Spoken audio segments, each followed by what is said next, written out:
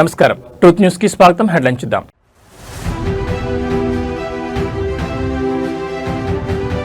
మార్కుల వేటలో సామాజిక బాధ్యత మర్చిపోతున్నాం.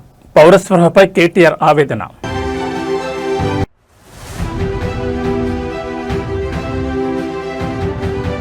మేడ్చల్ హైవేపై బీఆర్ఎస్ రణఖర్చన. బండి భగీరథ్ ఫోటోల దహనం, అరెస్టుకు డిమాండ్.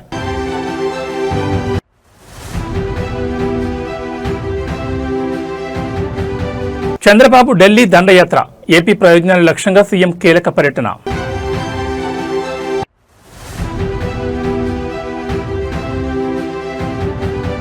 అమరావతిలో role model township. Nara Lokesh భారీ విజన్. ఐటీ ఉపాధికి కొత్త చిరునామా.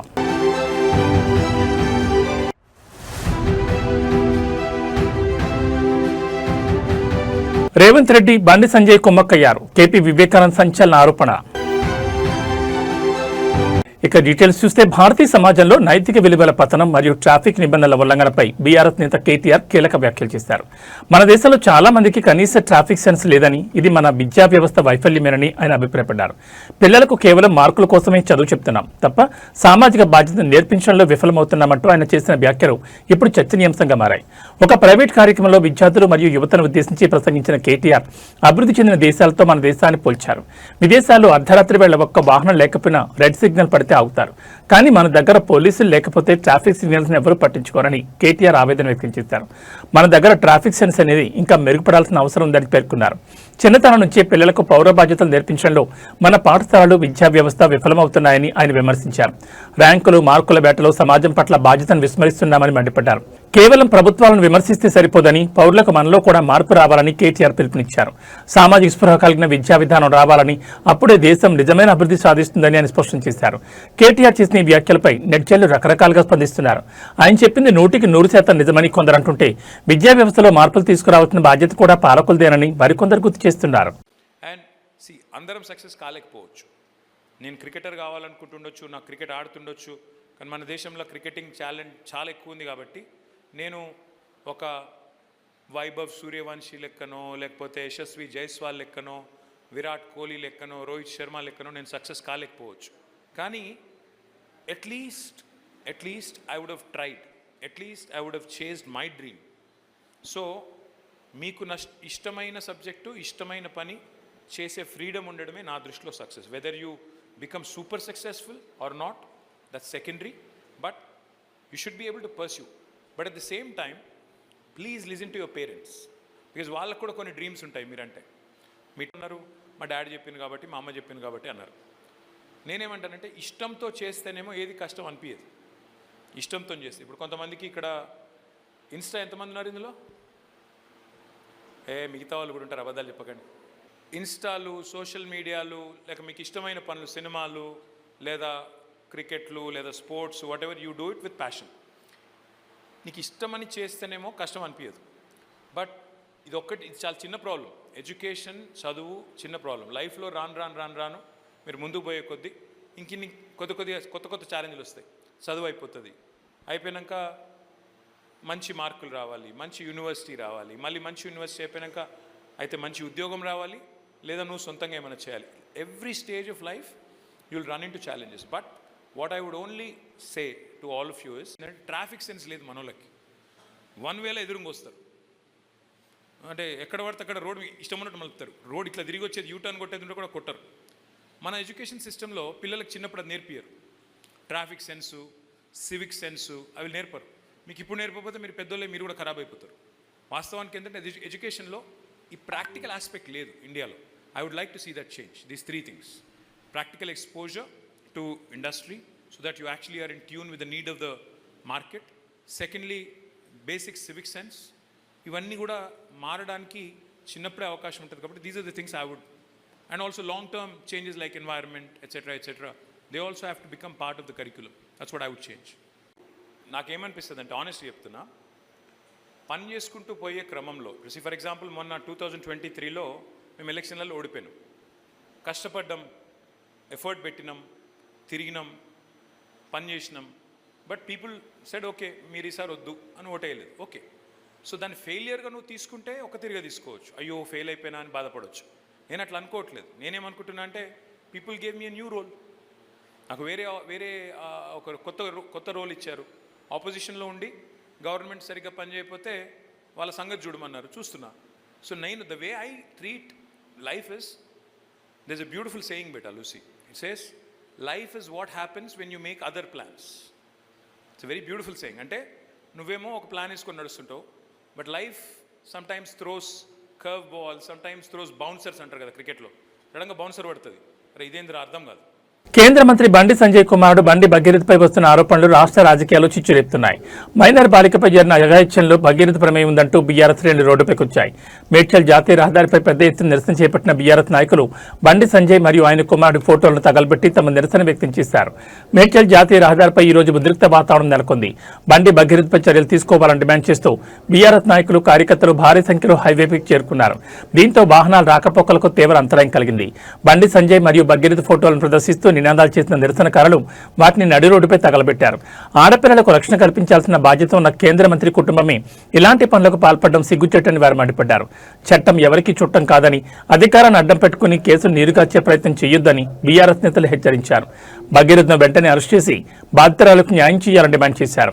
నిరసనకారులను అడ్డుకునేందుకు పోలీసులు ప్రయత్నించడంతో స్వల్ప తోపులాట జరిగింది. అనంతరం పలువురు బీఆర్ఎస్ నాయకులను పోలీసులు అదుపులోకి తీసుకుని స్టేషన్ తరలించారు. ఈ ఘటనపై బీజేపీ నేతలు కుట్ర అని ఆరోపిస్తుండగా క్షేత్రస్థాయిలో బీఆర్ఎస్ తన పోరాటాన్ని ఉధృతం చేస్తోంది.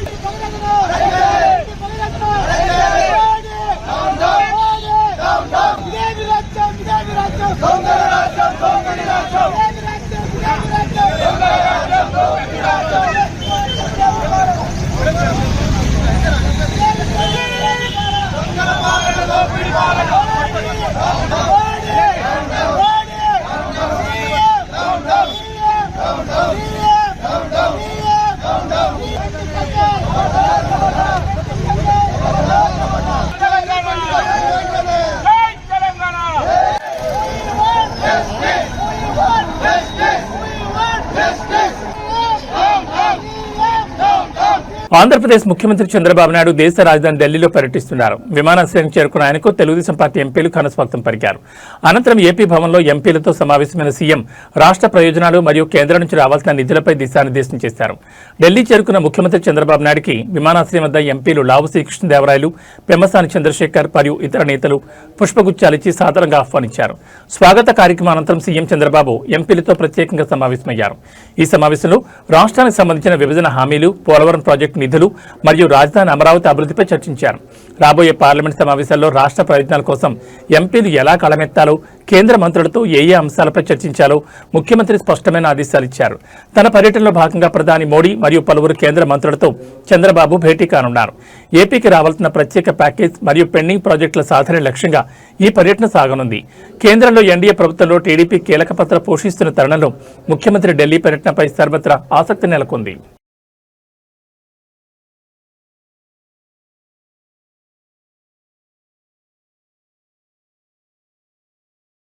ఆంధ్రప్రదేశ్ రాజధాని అమరావతి నిర్మాణంలో మరో అడుగు ముందుకు పడింది. అమరావతిలో నిర్మించబోయే ఇంటిగ్రేటెడ్ టౌన్షిప్ భారతదేశానికి ఒక రోల్ మోడల్గా నిలుస్తుందని రాష్ట్ర ఐటీ ఎలక్ట్రానిక్స్ శాఖ మంత్రి నారా లోకేష్ ధీమా వ్యక్తం చేశారు.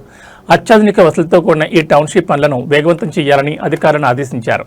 రాజధాని అభివృద్ధిపై నిర్వహించిన సమీక్ష సమావేశంలో మంత్రి నారా లోకేష్ కీలక అంశాలను ప్రస్తావించారు. కేవలం ఇళ్లు, కార్యాలయాలే కాకుండా విద్య, వైద్యం, వినోదం మరియు ఉపాధి అవకాశాలు ఒకే చోట లభించేలా ఈ ఇంటిగ్రేటెడ్ టౌన్షిప్ ని డిజైన్ చేస్తున్నట్లు లోకేష్ తెలిపారు. ఇది దేశంలోని ఇతర నగరాలకు ఒక మోడల్గా ఉంటుందని పేర్కొన్నారు. ఈ ప్రతిష్టాత్మక ప్రాజెక్టు కోసం ప్రపంచ బ్యాంక్ నుంచి అవసరమైన ఆర్థిక మరియు సాంకేతిక మద్దతు తీసుకోవాలని అధికారులకు సూచించారు. అంతర్జాతీయ ప్రమాణాలకు అనుగుణంగా మౌలిక సదుపాయాల కల్పన ఉండాలని స్పష్టం చేశారు. టౌన్షిప్ నిర్మాణానికి సంబంధించిన విధి విధానాలను వీలైనంత త్వరగా ఖరారు చేయాలని, పనుల్లో జాప్యం జరగకుండా చూడాలని అధికారులను ఆదేశించారు. రాజధానిలోని ఐటీ మరియు ఎలక్ట్రానిక్స్ రంగానికి తోడుగా ఈ టౌన్షిప్ అభివృద్ధి చెందుతుందని, తద్వారా వేలాది మంది యువతకు ఉపాధి లభిస్తుందని లోకేష్ ఆశాభావం వ్యక్తం చేశారు.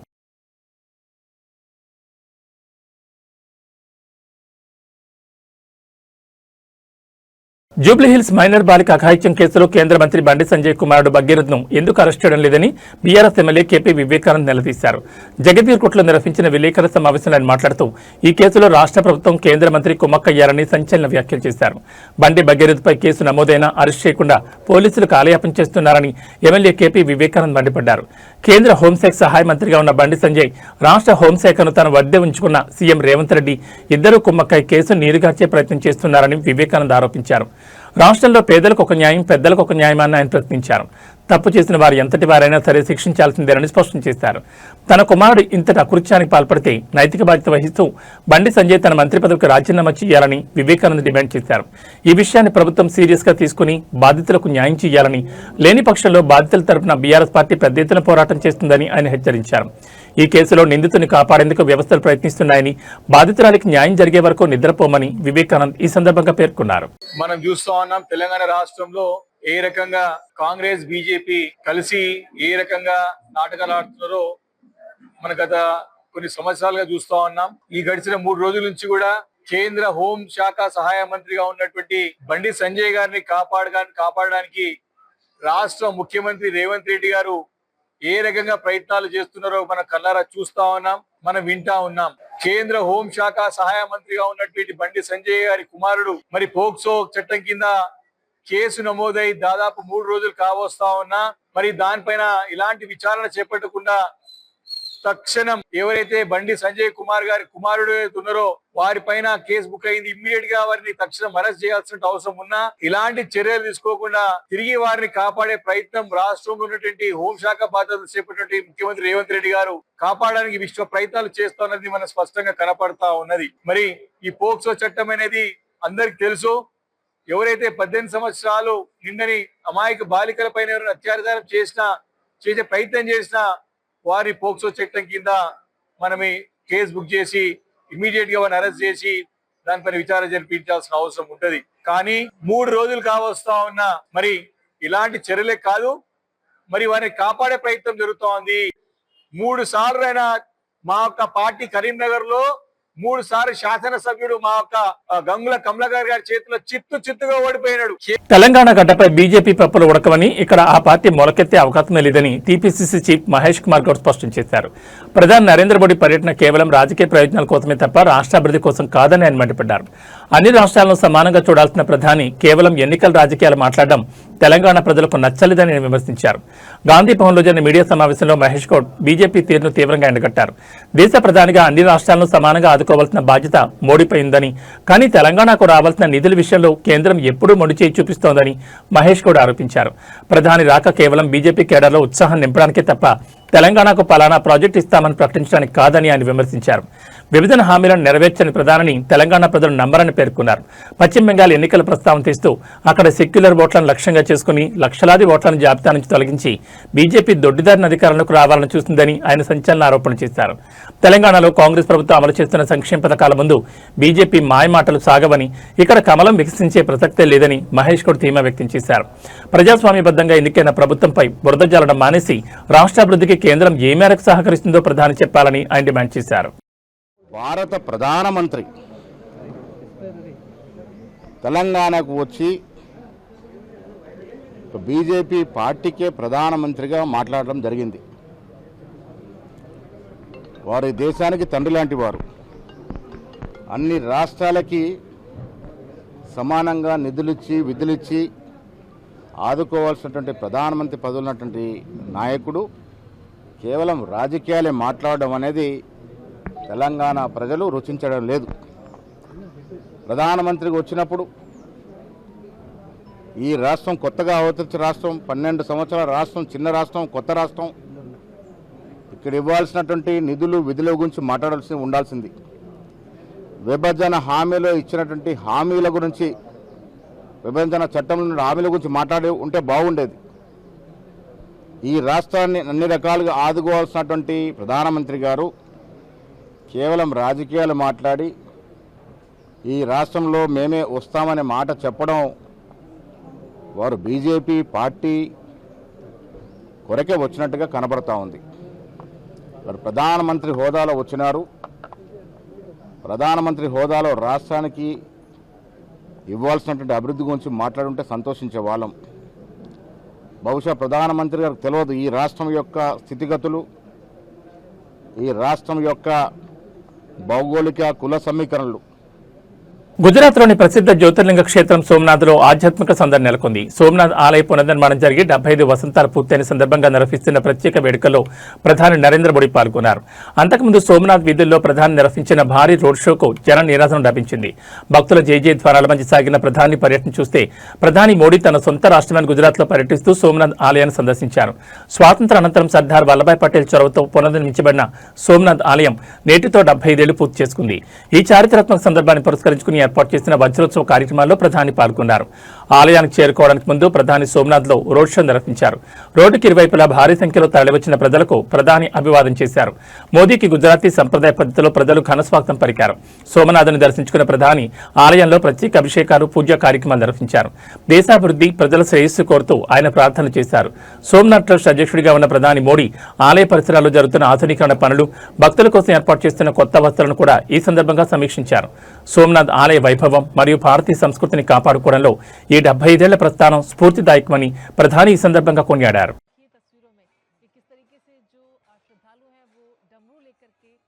प्रधानमंत्री नरेंद्र मोदी के स्वागत में दोनों ओर लंबी कतारों में लोग खड़े हुए हैं और सिर्फ उस पल के इंतजार में जब अमृत महोत्सव, सोमनाथ अमृत महोत्सव की जो झलक हम सभी को आज नजर आएगी, क्योंकि अपने आप में ये ऐतिहासिक दिन भी है। 75 वर्ष इसके पुनर्निर्माण के और डमरू की गूंज से स्वागत प्रधानमंत्री नरेंद्र मोदी का। हालांकि इस मंदिर की अगर हम बात करें तो शाश्वत ज्योति जो कि समय और संघर्षों के साथ आगे बढ़ता है, जहां पर संस्कृति की भी झलक दिखाई देती है, विकास भी और साथ साथ विरासत भी। बिल्कुल, और ये आप देखिए तस्वीरें, इसमें जो जिस तरह से केले के पत्ते लगाए गए हैं, जिस तरह से बंधनवार बताया गया है, वो एक मंदिर के प्रांगण के अनुरूप है। और जो तमाम सारे जो श्रद्धालु हैं वो प्रधानमंत्री नरेंद्र मोदी की एक झलक पाने के लिए, आप देखिए दोनों तरफ किस तरह से फूलों की वर्षा भी कर रहे हैं और वो लगातार प्रधानमंत्री को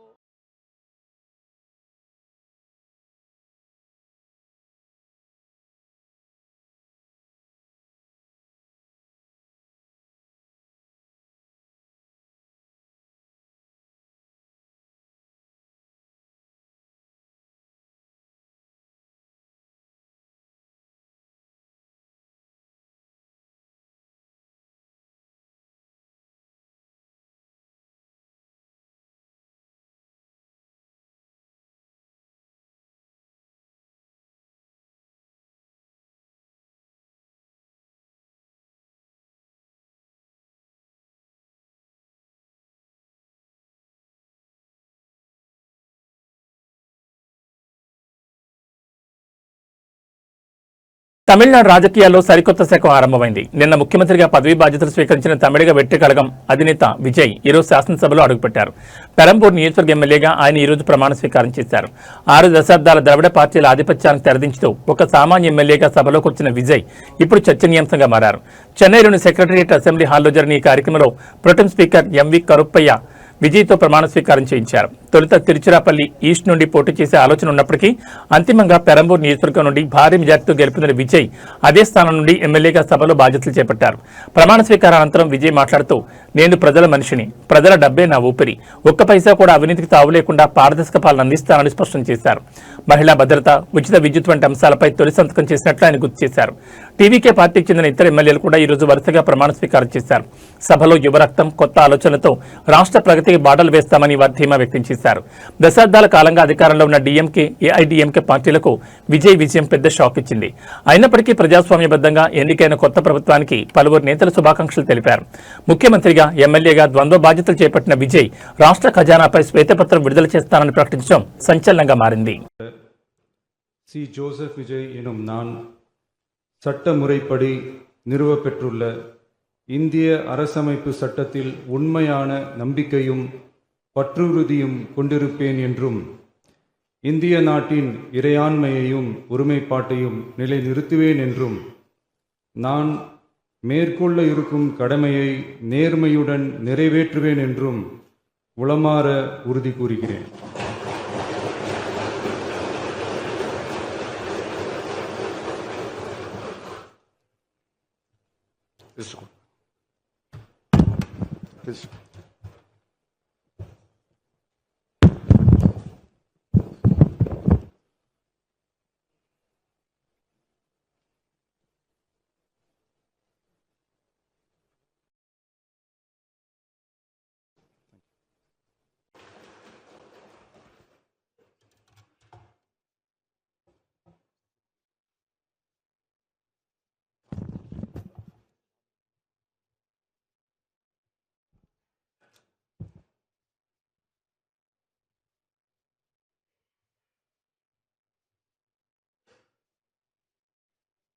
சட்டமன்ற பேரவையின் உறுப்பினராக தேர்ந்தெடுக்கப்பட்ட சி ஜோசப் விஜய் எனும் நான் சட்ட முறைப்படி நிறுவப்பெற்றுள்ள இந்திய அரசமைப்பு சட்டத்தில் உண்மையான நம்பிக்கையும் பற்றுறுதியும் கொண்டிருப்பேன் என்றும் இந்திய நாட்டின் இறையாண்மையையும் ஒருமைப்பாட்டையும் நிலைநிறுத்துவேன் என்றும் நான் மேற்கொள்ள இருக்கும் கடமையை நேர்மையுடன் நிறைவேற்றுவேன் என்றும் உளமாற உறுதி கூறுகிறேன்.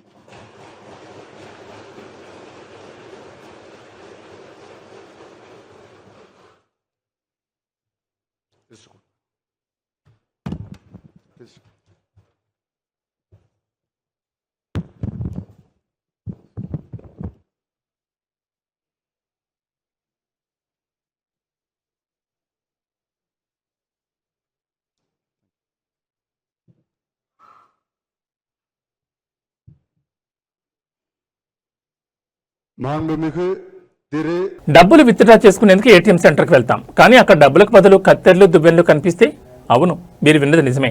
బీహార్ రాష్ట్రంలోని పాట్నాలో ఒక ఏటీఎం సెంటర్ ఇప్పుడు సెలూన్గా మారిపోయింది. బయట state bank of India ATM board అలాగే ఉన్నా లోపల మాత్రం జుట్టు కత్తిరింపులు జరుగుతున్నాయి. సోషల్ మీడియాలో వైరల్ అవుతున్న ఈ వింత ఏటీఎం విశేషాలు చూస్తే పాట్నాలోని దానాపూర్ ప్రాంతంలో ఈ ఆసక్తికర ఘటన వెలుగులోకి వచ్చింది.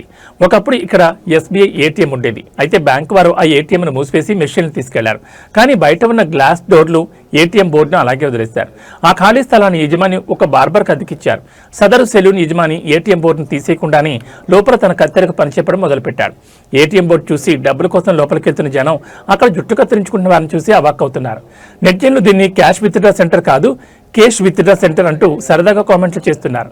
ప్రస్తుతం ఈ హెయిర్ కటింగ్ ఏటీఎంకి సంబంధించిన వీడియోలు సోషల్ మీడియాలో విపరీతంగా షేర్ అవుతున్నాయి. రీల్స్ చేసే యువతకు ఇదొక కొత్త డెస్టినేషన్గా మారిపోయింది. ఎక్కడైనా ఏటీఎం అంటే ఆటోమేటెడ్ టెల్లర్ మిషన్, కానీ ఇక్కడ మాత్రం ఆల్ టైమ్ మోడర్న్ సెలూన్ అని స్థానికులు నవ్వుకుంటున్నారు.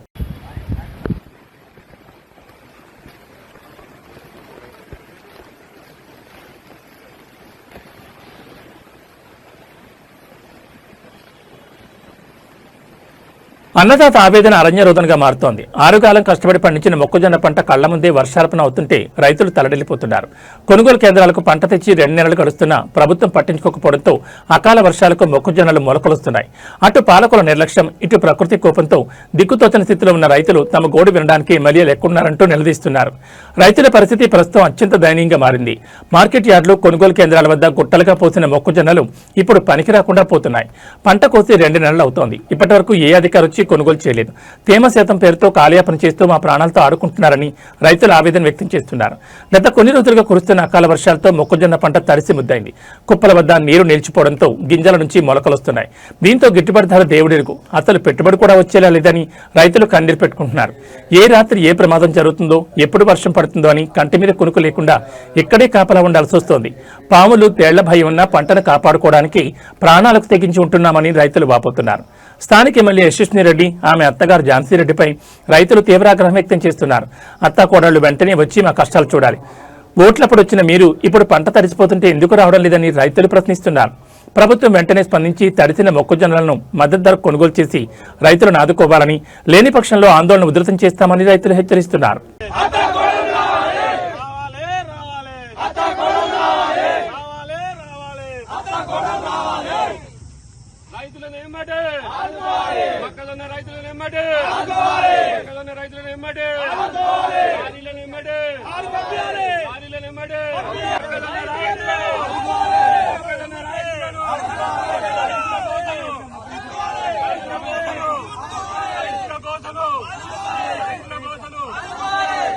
మొక్కజొన్నలు తీసుకొచ్చి ఇప్పటికీ 2 నెలలు దాటుతుంది. ఇప్పుడు తడిసి బస్తాలన్నీ కింద మొలకెత్తుతున్నాయి. గవర్నమెంట్ కొనక చాలా ఇబ్బంది పడుతున్నామన్న. ఉన్న బత్తాలు కూడా అన్ని తడిసి ఇదవుతున్నాయి. లారీలు రావట్లేవు. ఉన్న పట్టాలు కప్పితే పట్టాలు అందరూ దొంగలు చెత్తుకుపోతారు. ఒక్క సెక్యూరిటీ వాళ్ళు లేరు. కనీసం చైర్మన్ అయినా కనీసం దాంట్లో ఎవరు లేరు సార్. చూసుకునే దిగులే లేరు. బస్తాలు కొనుక్కొచ్చి మరీ కాట పెట్టి ఉంచినాం సార్. ఇప్పటి వరకు ఒక్క లారీ అయినా కనీసం ఒక్క నాయకులైనా సరే, ఎవరైనా రాజకీయాలైనా ఏ ఒక్కరు వచ్చి మాకు స్పందించలేరు. ఇప్పుడు తడిసిన బత్తాలు కింద పోసి మళ్ళీ పైకి ఎత్తి ఆ బత్తాలు సగం గింజలు ఆగమైనాయి, సగం గింజలేమో మాకు నిండు ఉన్నాయి. అవి కష్టాలతోటి మేము ఉన్నాం సార్. కొంచెం దయచేసి లారీలు పంపించండి. ప్రభుత్వం వెంటనే మా బాధలను అర్థం చేసుకుని లారీలు పంపిస్తే మరి అమలు కూడా కొంచెం మాకు ఇబ్బంది పెడుతున్నారు. మళ్ళీ దీంట్లో ఎవరు ఉన్నారో అధికారులు కూడా మాకు స్పందించి లారీలు పంపిస్తే ఈ వర్షాలు వస్తున్నాయి. వర్షాలు స్టార్ట్ అయినాయి. నిద్ర లేక మేము నీడ లేక అనేది నైట్ అనక పగలనక వస్తున్నాం. మేము ఇక్కడ కాపలు ఉండడం అవుతుంది. ఏ నైట్ లో ఏ గాలి వచ్చి ఏ పట్టాలు ఎత్తిపోతున్నాయి, ఏ పట్టాలు పోతాయి, ఏం దడుస్తున్నాయో అనేది పట్టాలు కూడా ఎత్తుకోపోతున్నారు. ఇప్పటికే 5-6 పట్టాలు ఎత్తుకోపోయారు. ఒక్కొక్కరు 5-6 వేలు పట్టాలు కప్పలేక ఈ గాలికి ఆపుకోలేక పట్టాలు కూడా ఎగిరిపోతున్నాయి. మనుషులు కూడా 2-3 నైట్ లో రాగానే పడుతుర్రు. ఒక్కసారి అయితే స్పందించండి గవర్నమెంట్. దయచేసి మా వైపు చూడండి, రైతుల వైపు చూడండి. ఒకసారి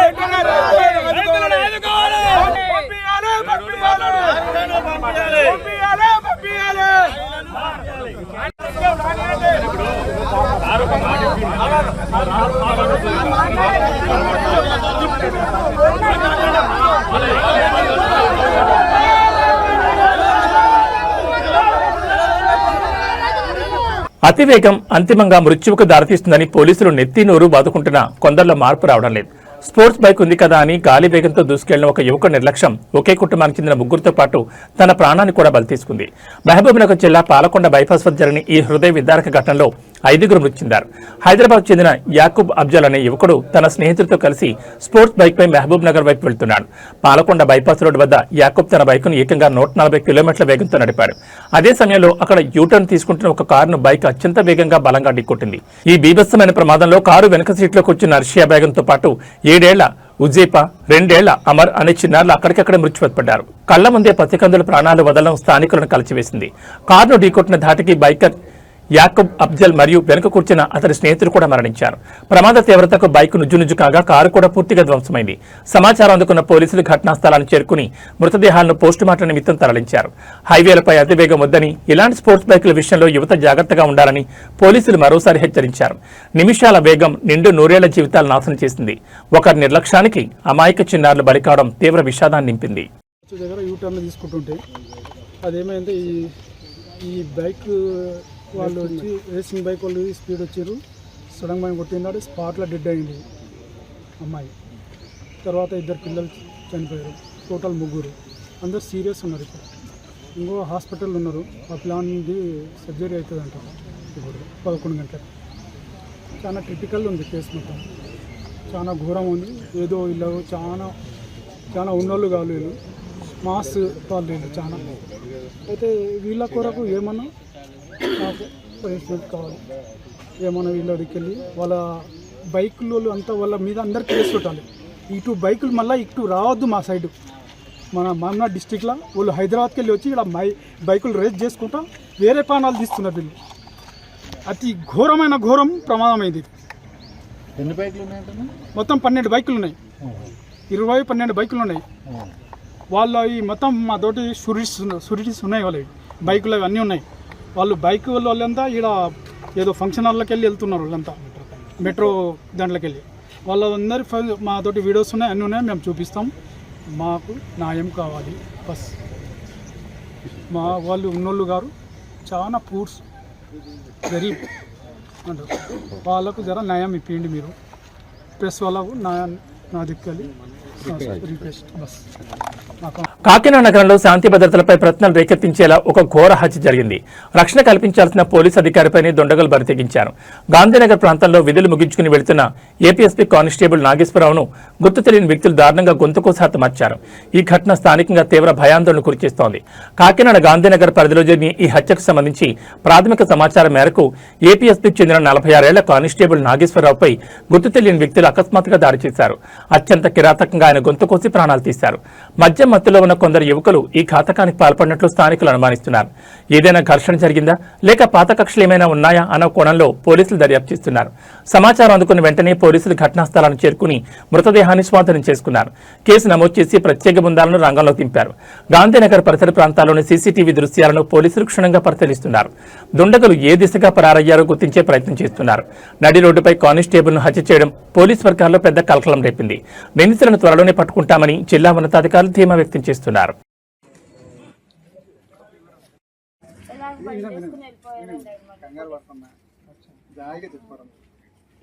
ఒకటి బండిలో వచ్చారు.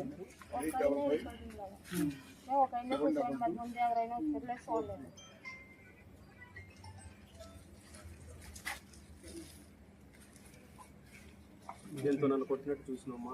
చేతులు ఏమన్నా నేలకేసి కొట్టినట్టు అనిపించిందా? జుట్టు పట్టుకోలే? ఎంత వయసు ఉంటారా?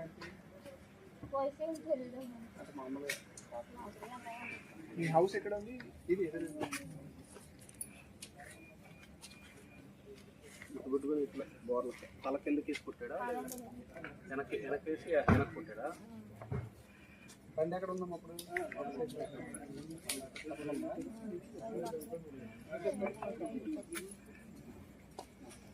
ఏమైనా అన్నాడు? ఏమైనా మాటలు అన్నాడా? చూసాడమ్మా ఆ టైంలో కొట్టేటప్పుడు ఏమైనా అన్నాడు? ఒక 2-3 నిమిషాలు ఇద్దరు కలిసి ఉంటారు సార్. కూర్చుంటే లేదు డిస్కషన్ పడి ఇక్కడ ఏమైనా ఏమి లేదు సార్. అంటే ఆయన సార్ ఆయన ఆల్రెడీ వయసు ఎంత ఉంటుంది? 40 అలా ఉంటుంది. మంచిర్యాల ఆర్టీసీ డిపో వద్ద ఉధృత వాతావరణం నెలకొంది. విధుల్లోకి వెళ్లే ముందు నిర్వహించిన బ్రీత్ అనలైజర్ పరీక్షలు డ్రైవర్ల ఆగ్రహానికి కారణమయ్యాయి. తాము మద్యం సేవించుకున్న మెషిన్ మాత్రం తాగినట్లు రీడింగ్ చూపిస్తోందని, దీనివల్ల అధికారులు తమను అకారణంగా విధుల్లోకి తీసుకోవడం లేదని డ్రైవర్లు డిపో ఎదుట బైఠాయించారు. ఈ నిరసనతో బస్సులు ఎక్కడికక్కడ నిలిచిపోవడంతో ప్రయాణికులు తీవ్ర ఇబ్బందులు ఎదుర్కొంటున్నారు. మంచిర్యాల డిపోలో ఈ రోజు ఉదయం నుంచి వింత పరిస్థితి నెలకొంది. డ్రైవర్లకు బ్రీత్ అనలైజర్ టెస్ట్ చేయగా పలువురికి 56 పాయింట్లకు పైగా రీడింగ్ వచ్చింది. అయితే తాము అస్సలు మద్యం తాగలేదని, మెషిన్లో సాంకేతిక లోపం వల్లే ఇలా చూపిస్తోందని డ్రైవర్లు వాదిస్తున్నారు. రీడింగ్ ఎక్కువగా రావడంతో అధికారులు డ్రైవర్లను విధుల్లోకి అనుమతించలేదు. దీనిపై ఆగ్రహం వ్యక్తం చేసిన డ్రైవర్లు డిపో గేట్ ఎదుట నిరసన దిగారు. పాత మెషిన్ల వల్ల మా బతుకులు ఆగమవుతున్నాయి, వెంటనే మెషిన్లను మార్చాలని డిమాండ్ చేస్తున్నారు. డ్రైవర్ల ఆందోళనతో గంటల తరబడి బస్సులు డిపోలోనే ఉండిపోయాయి. సుదూర ప్రాంతాలకు వెళ్లాల్సిన ప్రయాణికులు బస్టాండ్లో బస్సులు లేక నానావస్థలు పడుతున్నారు. ముఖ్యంగా ఆఫీసులకు, కాలేజీలకు వెళ్లేవారు తీవ్ర ఇబ్బంది పడ్డారు. మెషిన్ల ఖచ్చితత్వాన్ని నిర్ధారించిన తర్వాతే పరీక్షలు నిర్వహించాలని, అప్పటి వరకు ప్రత్యామ్నాయం చూడాలని డ్రైవర్ల యూనియన్ నేతలు కోరుతున్నారు. పోలీసుల సమక్షంలో మరోసారి పరీక్షలు నిర్వహిస్తే వాస్తవాలు బయటపడతాయని డ్రైవర్లు చెబుతున్నారు. ఉన్నతాధికారులు స్పందించి ఈ గందరగోళానికి తెరదించాలని కోరుతున్నారు.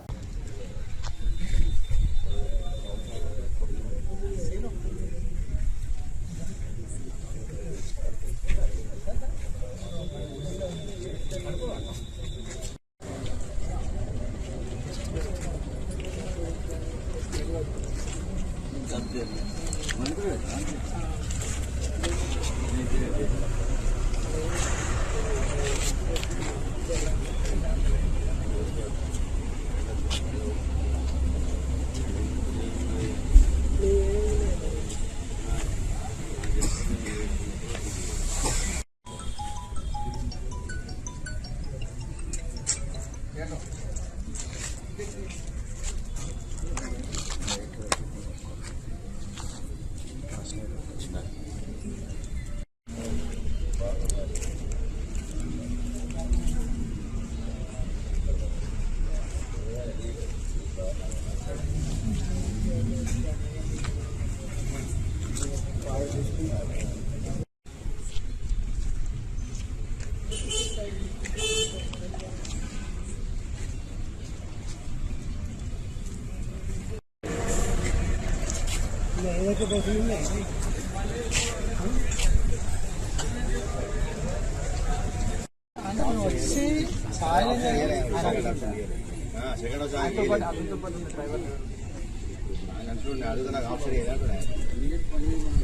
మీకే వదిలేసి ఓకే సార్, ఎందుకంటే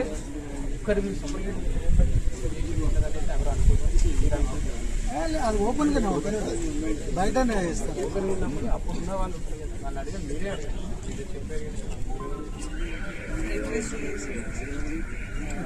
డిసిషన్ తీసుకుంటే పై ఆఫీసర్ దగ్గర ఇంకో డిసిషన్ తీసుకోమనండి, రెండు తీసుకొని కూర్చోనండి, మాట్లాడండి. అట్లా కాదు ప్రధానికి రోడ్ ఎక్కుతాం, ప్రధానికి చేస్తామంటే ఎట్లా? నేను ఆల్రెడీ ఏమంటే మాట్లాడాను సార్, సాయంత్రం మాటలు సార్ సార్తో మాట్లాడారు సార్. అంటే మీరు రోడ్ కట్టబోతారా?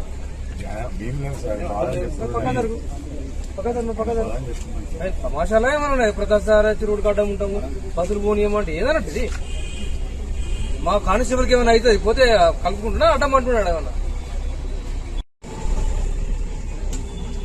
అరెస్ట్ చేస్తారు కదా. ఇక్కడినే ఇదే పడేయాలా? లేదు లేదు మేము చెప్పింది రాజ్యం అంటే ఎట్లా? మరి ఎందుకు అడ్డం? ఈ అడ్డం ఉంటే మాట్లాడు, పక్క దగ్గర అడ్డం ఏంటది? బస్సులు రోడ్ అంతా జామ్ అయింది, ఏమంటారు దాన్ని? ఓటర్ల జాబితా సవరణ ప్రక్రియపై కాంగ్రెస్ ఎంపీ శశి థరూర్ అంతర్జాతీయ వేదికపై ఆసక్తికర వ్యాఖ్యలు చేశారు.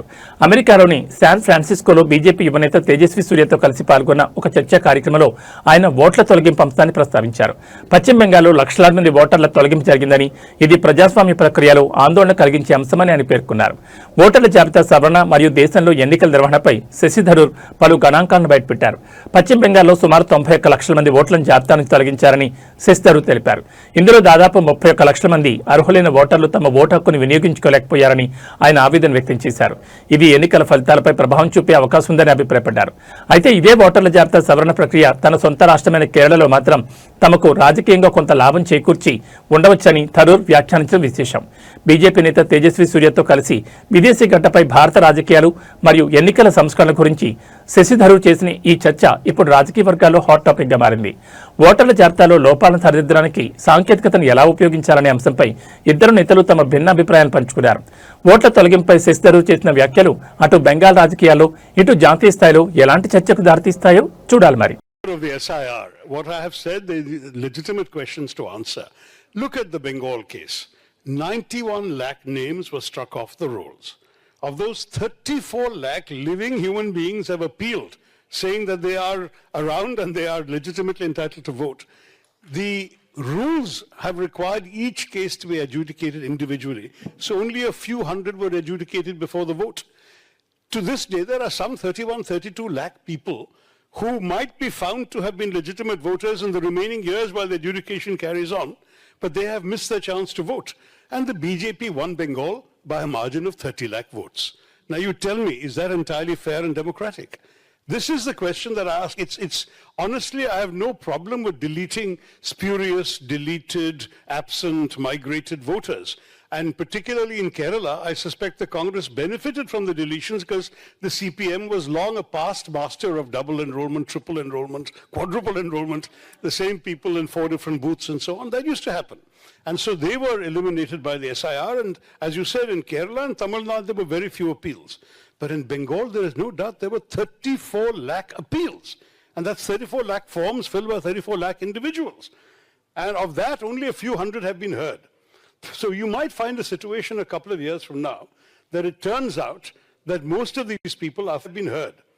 So you might find a situation a couple of years from now that it turns out that most of these people are found to be genuine, and unfortunately they are they've missed their opportunity to vote, and there's been a profound transformation as a result of that demographic change or that electoral roll change. That's the question.